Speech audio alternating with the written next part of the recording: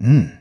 The year was 2011, and the housing market was just beginning to crawl back from the worst collapse in living memory. I remember that detail clearly because it was the same year my marriage fell apart. Two things I had believed in completely, both crumbling at the same time. My name is Daniel. I was 43 years old, a residential architect who had spent 17 years designing homes for other people, while quietly watching my own fall apart from the inside. My ex-wife Carol had filed for divorce in March of that year. By September, she had already moved on, not just emotionally, but professionally. Within 18 months, she had climbed to become regional director of development at Mercer & Holt, one of the largest commercial real estate firms on the East Coast. I heard about her promotions through our son Marcus, who was 12 at the time, and tried very hard to act like everything was normal. I did not make a scene about any of it. I signed the papers. I kept my small architecture studio, a converted garage space in Providence, Rhode Island, that smelled like drafting paper and old coffee. I kept designing houses. I kept showing up at school plays and soccer games. I kept being Marcus's father, which was the only title that ever mattered to me more than architect. Carol and I were civil. We had to be for Marcus. But civil is a cold word. It means you say the right things in the right tone and feel absolutely nothing while doing it. Her new husband came into the picture about 2 years after the divorce. His name was Griffin. He was a senior VP at Mercer & Holt, which is how he and Carol had met. He was 51, wore clothes that looked expensive in a way that made sure you noticed, and had the particular confidence of a man who had never once been told he was wrong about anything. The first time I met Griffin was at Marcus's 14th birthday party. Carol had organized it at their house. A newer construction in Barrington, all clean lines and statement lighting. The kind of place that photographs well but feels hollow when you're actually standing in it. Griffin shook my hand and said, "So you're the architect?" In the same tone, someone might say, "So you're the one who burned down the barn?" I said yes, I was. He asked where my firm was located. I told him, Providence, the studio. He nodded with the careful diplomacy of a man choosing not to say what he actually thought. "Small residential stuff?" "Mostly," I said. "Good for you," he said, and then turned to talk to someone else. Carol was watching from across the room. She gave me a small, apologetic smile. I gave her one back. We had become fluent in that particular language. The smile that means I know, and I'm sorry, and please just get through the next 2 hours. I got through the next 2 hours. Over the years that followed, I got through a lot of things. Griffin never missed an opportunity to remind me gently and plausibly of the gap he perceived between us. At Marcus's high school graduation, he gave a toast about the importance of thinking big, looking me directly in the eye for the punchline. At a dinner the three of us had when Marcus started college, Griffin spent 20 minutes explaining to me why residential architecture was, in his words, a service industry, not a creative one. He said it with a smile. He always said everything with a smile. He always said everything with a smile. I didn't argue, not because I agreed, but because some things aren't worth the energy, and because Marcus was sitting right there, looking at his plate, and I would not put my son in the middle of something petty. That was a promise I'd made myself the day I signed the divorce papers, and I'd kept it without exception. What Griffin did not know, what neither he nor Carol knew because I had not told them, because it had never come up, and I had never offered it, was what my studio had quietly become over those years. After the divorce, I threw myself into work the way you throw yourself into cold water, not to feel better, just to feel something with clean edges. I started taking on projects I had previously considered out of reach. A mixed-use cultural center in Newport, a waterfront pavilion in New London, a private library for a tech founder in Vermont who had read about a chapel I designed in a magazine and called me directly. That chapel had won a regional AIA award in 2014. The library was completed in 2016. An architecture journal put it on their cover. Then came the referrals. Then came larger commissions.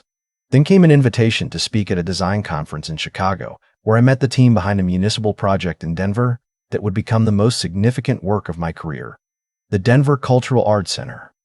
4 years of my life, a building that was meant to sit at the intersection of public space and private experience. That was how I had pitched it, and somehow they had believed me. It opened in the spring of 2019. 6 months later, it received the National Architecture Award from the American Institute of Architects. It was the highest recognition in my field. They announced it at a ceremony in Washington. Marcus flew in from Seattle, where he was living by then, working in environmental consulting. He sat in the fourth row and clapped until his hands were red. I did not post about it on social media. I did not send a press release. I am not wired that way. The award went on a shelf in the studio next to a framed drawing Marcus had made when he was 7, of a house with a very crooked chimney and the words "Daddy's Best House" written underneath in green crayon. That drawing had always meant more to me anyway. Carol did not know. Griffin certainly did not know. I had no reason to tell them, and they had never once asked me a genuine question about my work. Why would they? To Griffin, I was the ex-husband who ran a small residential studio in Providence. That story was complete and required no updates. The situation that changed everything happened in October of 2021. Marcus called me on a Thursday evening, which was unusual. He typically texted. When he called, I knew something was either very good or very complicated. It was complicated. He told me that Carol and Griffin were hosting a dinner, a formal one, a business dinner at their house in Barrington, for a group of developers and investors connected to Mercer and Holt. Griffin was apparently positioning for a major promotion, and this dinner was meant to showcase his network, his standing, his life. Marcus had been invited because Griffin, in a rare gesture, seemed to want the appearance of family at the table. Marcus said he didn't want the appearance of family at the table. Marcus said he didn't want to go alone. He asked if I would come. I asked why he didn't want to go alone. He was quiet for a moment. Then he said, "Because Griffin makes me feel like I'm not enough, and you don't. So I want you there." That is the only reason I said yes. Not curiosity, not any desire to see how the other half lived. My son asked me to stand next to him, and that is what fathers do. I drove to Barrington on a Saturday evening in October, when the trees along the highway were doing their annual performance in red and gold. I wore the same dark blazer I had worn to the AIA ceremony 2 years earlier. I brought nothing except my car keys and a bottle of wine that Marcus had texted me the address of a shop to buy from, which told me more about the tone of the evening than anything else had. The house was full when I arrived. 14, maybe 16 people, all in the specific dress code of people who work in commercial real estate and want you to know it. Carol greeted me at the door. She looked well. She had always been good at occasions like this. Composed, warm in a practiced way, exactly as much of herself as the situation required. "Daniel," she said, "I'm glad you came." "Marcus asked me," I said. "I know." She took my coat. "Try to enjoy yourself." Marcus found me within 2 minutes. He was wearing a jacket that didn't quite fit him across the shoulders, which told me he had bought it specifically for this and wasn't used to it yet. I told him he looked good. He told me I was a bad liar. We stood together by the window with our drinks, and I felt, for a moment, completely at peace. Griffin found us before the first course. He was in his element, in a way that was almost physically visible. Expanded, luminous with the particular energy of a man performing well in front of an audience. He clapped Marcus on the shoulder, said something I didn't catch, then turned to me with his standard issue smile. "Daniel, didn't expect to see you here." He said it lightly, the way you might say it about a weather forecast that surprised you. Not unwelcome exactly, just unexpected, a minor irregularity in an otherwise organized world. "Marcus invited me," I said again. Of course he did. He glanced at my blazer the way someone glances at a car that's blocking a good parking spot. "How's the residential business? Still keeping you busy?" "Busy enough," I said. He nodded. He introduced me to the couple standing nearby, a developer from Hartford named Paul and his wife. As Carol's ex, he does residential work up in Providence. Not my name first. Not as Marcus's father. As a category. A footnote.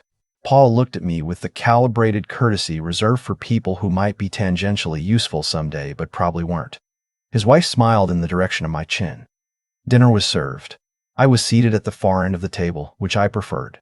Marcus was 2 seats down. Griffin was at the head, doing what he did well, which was controlling a room without appearing to. He talked about development trends, about mixed-use projects transforming secondary markets, about the future of commercial real estate in the post-pandemic landscape. It was during a pause in the main course conversation that the topic shifted. One of Griffin's colleagues, a woman named Diane who worked in urban planning, mentioned a building she had seen in a design journal. She described it in terms that were precise and appreciative. The way the public entrance drew foot traffic naturally, the way the interior light changed across the day, the way it had apparently transformed the neighborhood around it. "Which building?" someone asked. The Denver Cultural Arts Center, she said. Have any of you seen it? 2 people at the table said they had. Paul from Hartford said he had read about it. Griffin had not seen it. I could tell from the slight recalibration in his expression, the micro-adjustment of a man encountering something he cannot immediately place within his own knowledge. He asked who the architect was. Diane said my name. Not a name like mine. My name. Daniel Hargrove.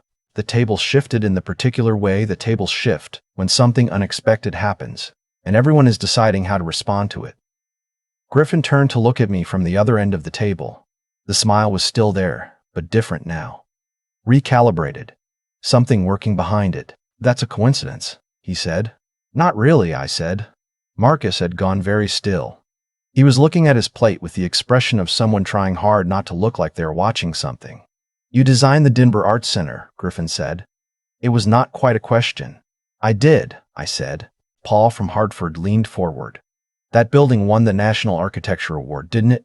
A couple of years ago? It did, I said. The table went somewhere quiet for a moment. The kind of quiet that has texture to it. Diane looked at Griffin with an expression I could not fully read. Something between curiosity and the very faint satisfaction of someone who has accidentally dropped a stone into a still pond and is watching the ring spread. Griffin picked up his wine glass. He took a drink, he set it down. He was the kind of man who could survive almost anything with his composure intact. And I watched him do exactly that. Locate his footing, straighten, decide what posture to take. Well, he said, small world. It is, I said. Carol, at the middle of the table, was looking at me. Not at Griffin, not at her plate. At me. I didn't know what her expression meant. I wasn't sure she did either. After dinner, people moved to the living room. Conversations fragmented into smaller ones. Diane came and found me and we talked for 40 minutes about the Denver project. About the original brief. About the challenges with the load-bearing requirements on the east facade. About the decision to bring natural light into the lower gallery in the way that we had. She was genuinely interested in the way people are interested when they love something and want to understand it better. I found myself enjoying the conversation more than I had enjoyed any conversation in months. Marcus appeared at my elbow eventually. He handed me a cup of coffee and stood close in the quiet way he had since he was small. When standing close to me was how he said things he didn't have words for. Did you know this was going to happen? He said, low enough that no one else heard. No, I said. I didn't know she'd bring it up. Are you okay? I looked at my son. 30 years old. A little too thin, wearing a jacket that didn't fit quite right. Looking at me with the particular concern of a child who spent years watching his parents manage their damage as quietly as possible. I'm better than okay, I said. He smiled. Not the diplomatic smile. The real one. I found Griffin once more before I left, near the coat rack by the front door. He was alone for just a moment, which was rare for a man like him in a room like that. He looked at me. I looked at him. The smile was in a different key than it had been all evening. Less sure of the melody. I didn't know, he said. I know you didn't, I said. He seemed to want to say something else, something that would restore the shape of the evening to what it had been before Diane mentioned the building. Before my name was the answer to a question. Before the table went quiet. I watched him search for it. He didn't find it. Good night, Griffin, I said. I collected my coat. I said goodbye to Carol, who held my gaze a moment longer than usual. And I thought I saw something there. Not regret exactly, because regret requires admission, and Carol had always been too precise for admissions. But something adjacent to it, something like the recognition of a miscalculation made a long time ago, that had only just finished being calculated. I drove home through the October dark, past the trees that had gone from red and gold to black silhouettes against a cloudy sky. Marcus texted me when I was 20 minutes out. That was the best dinner I've ever been to. Thank you for coming. I smiled at my phone at a red light. Then I put it down and kept driving. The studio was quiet when I got home. The award was on the shelf where I had put it, next to Marcus's drawing. The crooked chimney. The green crayon letters. I made a cup of tea. I sat in the chair by the drafting table where I have sat almost every night for 20 years. I did not feel triumphant. Triumph implies that the other person was ever a genuine opponent, and Griffin had never been that. He had only ever been a man who looked at me and saw a diminished version of a person, and the error was entirely his. What I felt was quieter than triumph. Something more like completion, The same feeling I get when a building is finished and I walk through it for the first time, and the light falls exactly where I intended it to fall. Not surprise, just confirmation that the work was real. 3 weeks later, Marcus called again. This time, he texted first, "Can I call?" I said yes. He told me that Carol and Griffin had been talking about the Denver project. That Griffin had done some reading. That Griffin had apparently looked up the award, the journal coverage, the conference invitations, all of it, and had arrived at a picture of my career that bore no resemblance to the one he had been carrying for the past decade. "Mom asked me," Marcus said, "whether you had ever tried to tell them about the work, about the awards." "Nobody asked," I said. Marcus was quiet. "Is that what you told her?" he said. "That's the truth," I said. He was quiet again for longer this time. Then he said something that I have thought about many times since. "Dad," he said something that I have thought about many times since. "Dad," he said, "I always knew. I just want you to know that. I always knew who you were." I had to put the phone down for a moment. I looked at the ceiling of my studio, at the water stain in the corner that I had been meaning to fix for 3 years, at the skylight I had installed myself on a rainy weekend in 2013 when Marcus was in town and handed me tools and asked questions the whole time. I picked the phone back up. "I know you did," I said. "That was always enough." And I meant it. Every word of it. Because the thing about building something that lasts, whether it is a building or a life or a relationship with your son, is that you do not build it for the people who looked away. You build it for the ones who stayed close and kept handing you the tools. The rest is just light falling where you intended it to fall.